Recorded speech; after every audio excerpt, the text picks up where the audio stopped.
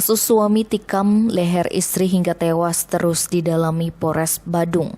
Pelaku Imade Marenade, 34 tahun sebelumnya dirawat di RSUP Sanglah lantaran mencoba bunuh diri setelah menikam istrinya, Niluh Putu Rusyani 24 tahun pada Jumat 18 Juni pukul 20 WITA.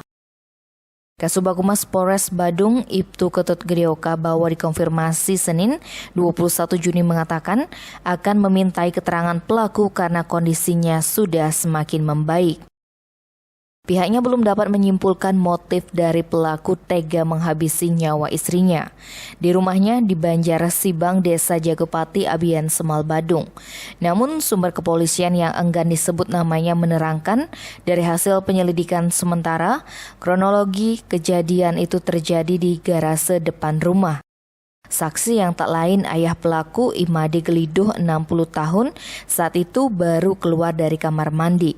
Setelah menikam istri, pelaku lari keluar rumah dan dikejar oleh saksi hingga kehilangan jejak. Sementara itu korban telah dibawa ke rumah sakit, namun nyawanya tak tertolong. Berselang beberapa lama, pelaku yang memiliki riwayat epilepsi itu berhasil ditemukan tak sadarkan diri lantaran mencoba bunuh diri. Tim Bali Express melaporkan.